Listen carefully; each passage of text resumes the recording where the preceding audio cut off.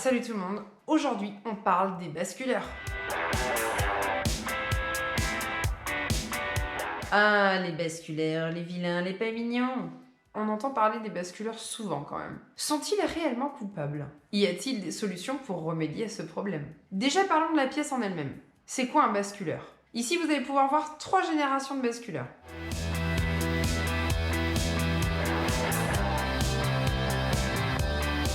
Un basculeur, ça sert à transmettre le mouvement de l'arbre à cam à la soupape. Donc, à pousser sur la pastille d'ouverture pour ouvrir la soupape ou à tirer sur la pastille de fermeture pour refermer la soupape sur son siège. Car nous, on a un système desmodromique, donc on a 2 pastilles.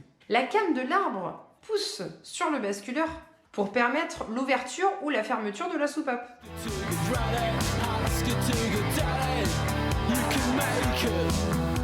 Vous vous rendez compte un peu du truc?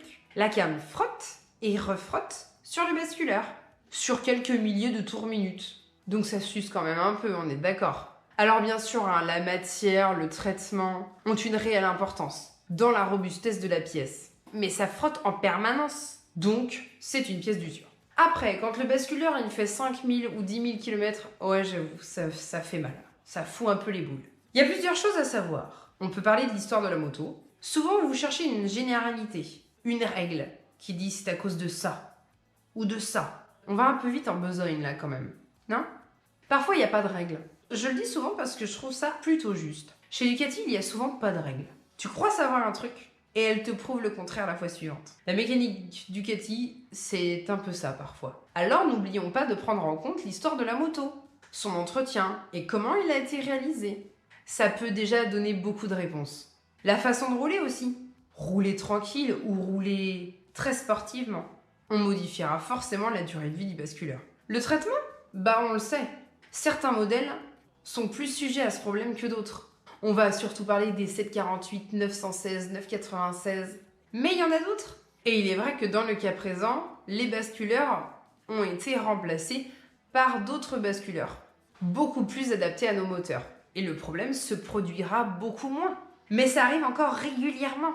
Sur des récentes, tout de même. Donc, c'est pas complètement réglé cette histoire. Alors, est-ce vraiment une question de traitement? L'usinage peut-être? Peut-être. La tolérance n'était peut-être pas respectée lors de la fabrication des pièces. Mais tout ça, ce ne sont que des hypothèses. Un mauvais réglage de jeu aux soupapes. Là, évidemment, si t'as pas de jeu, ça va s'user beaucoup plus vite. Donc le jeu, c'est hyper important.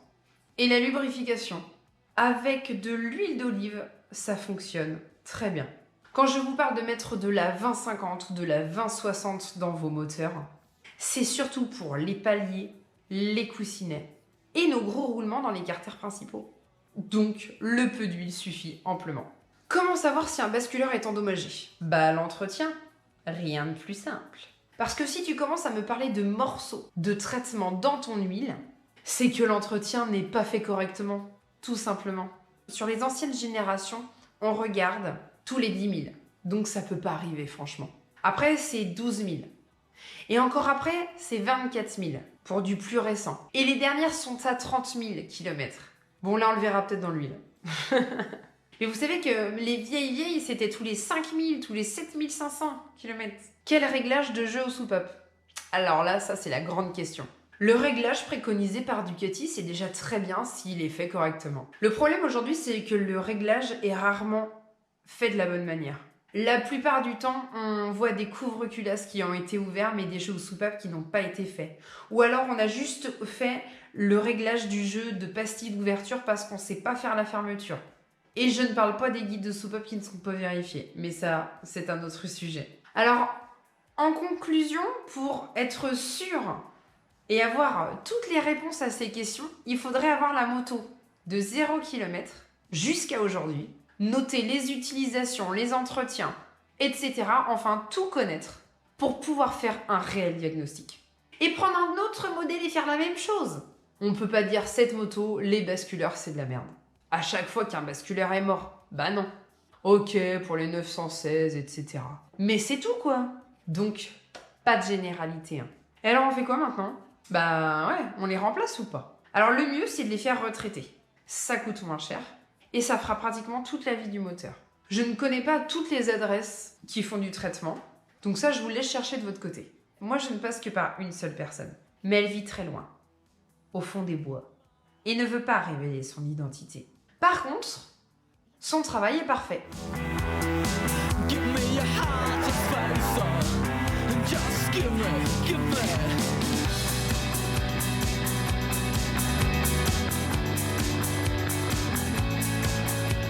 Et ça coûte moins cher pour faire pratiquement toute la vie du moteur. Avant réfection, bien sûr. Car nous sommes d'accord, hein, un moteur ne meurt jamais. Vous avez encore des questions à ce sujet? Allez-y, balancez, et on fera un second volume si vous le souhaitez. C'est fait pour ça les vidéos. Je vous remercie pour votre écoute. J'espère que cette vidéo vous aura plu. N'hésitez pas à liker, à commenter et abonnez-vous. Merci, salut!